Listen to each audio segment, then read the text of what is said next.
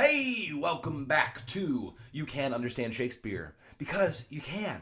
It's not as difficult as we make it out to be.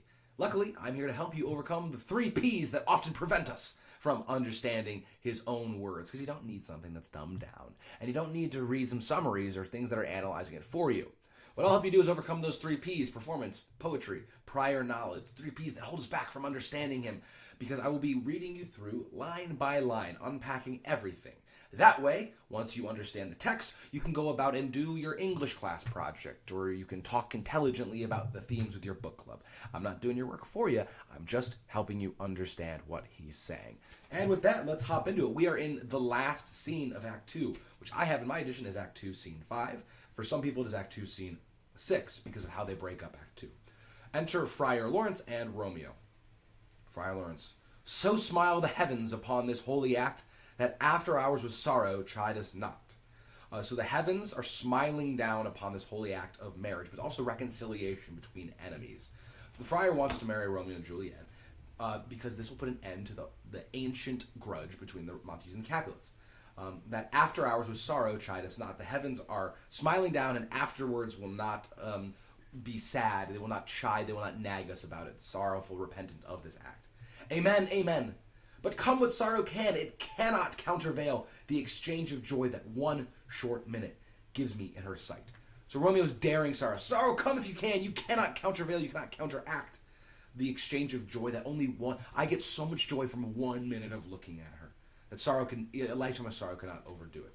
And we'll see if that proves true in the second half of this tragedy. Do thou but close our hands with holy words, join our hands with holy words. Then, love-devouring death do what he dare. It is enough. I may but call her mine. So long as she's mine, death do what you dare. And perhaps he should not have called this dare on death out. These violent delights have violent ends, and in their triumph die like fire and powder, which as they kiss consume. Romeo's bravado, Romeo's flaunting and daring of death, it gives the friar a little bit of pause. And he has one of the most famous lines: these violent delights have violent ends. They're violent delights because they are sudden and intense. When you're acting so suddenly and passionately on your emotions, the friar warns that only violent ends can come about. That at the triumph of these delights, it's like when fire and gunpowder meet. When fire and gunpowder kiss, they consume. There's an explosion that consumes everything. The sweetest honey is loathsome in his own deliciousness, and in the taste confounds the appetite. This is from a proverb: too much honey cloys the stomach, which means that even something as sweet and as tasty as honey, if you have too much of it, will make you sick. This is just common wisdom. You ever have too much of a good thing, you kind of get a little sickened out by it. Therefore, love moderately. This is his advice: love moderately. Long love doth so. Too swift arrives, as tardy as too slow.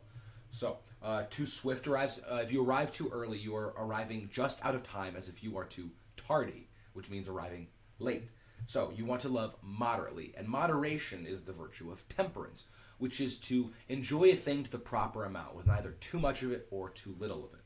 So, just as the proper amount of honey is very delicious, too much, that's bad.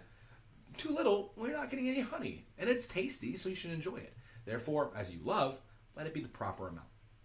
Which is good advice if only Romeo listens to it, because this immoderate love is definitely what's going to be his undoing. Here comes the lady. Oh, so light of foot. She's so swift, dainty, free of care. Could also mean sexually open, but that'd be a little bit odd for the Friar Lawrence to say. Oh, so light of foot will ne'er wear out the everlasting flint. Will never endure or subdue the hard road of life. A lover may bestride the gossamers that idles in the wanton summer air, and yet not fall. So light is vanity.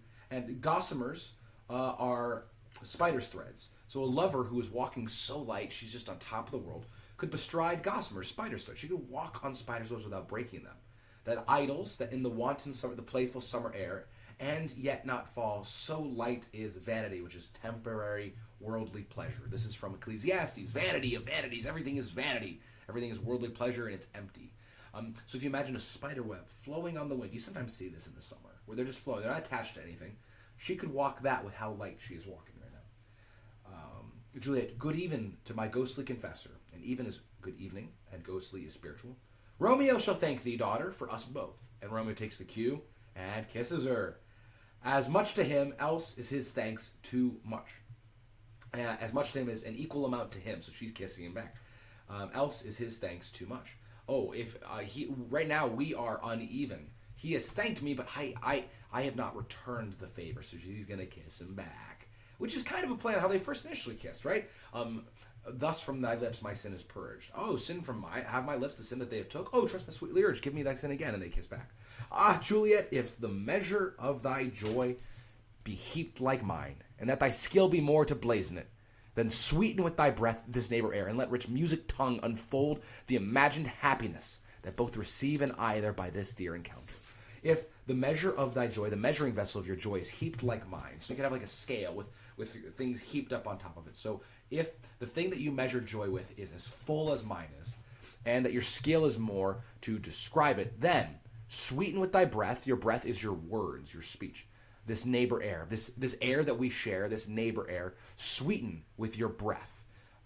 And let rich music tongue, which is your voice, right? Your voice makes music, and because she's so beautiful, it's rich. Unfold the imagined happiness, imagine just unexpressed ideas, that both receive in either by this dear encounter. This dear encounter is this mutual kissing. And so in this mutual encounter, there is unimagined, unexpressed happiness. So let our tongues speak of what our bodies now are only communicating. Conceit, imagination, more rich in matter than in words, brags of his substance, not of ornament. Substance is wealth or content. So imagination, it has more matter than words. We don't necessarily imagine things in words as much as just in matter and subject. And he brags of his substance, not of ornament, which is rhetoric or form. They are but beggars that can count their worth. But my true love is grown to such excess, I cannot sum up some of half my wealth. And this is referring back to if you can measure out your joy, and if it's heaped up like mine.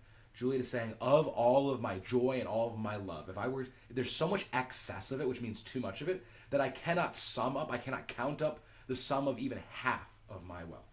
Come with me, and we will make short work. For by your leaves, you shall not stay alone, till Holy Church incorporate two in one. And that is along the Catholic marriage doctrine that two become one flesh. That two individual persons, while retaining their individuality, are now to be regarded as one unit. So the Holy Church is going to incorporate, which means make into one body, two in one. So he's going to go marry them. And they leave. And it's a short one. We end out Act 2 with two short scenes. They're off to get married. And we'll pick up next time with Act 3, Scene 1. We'll see you then.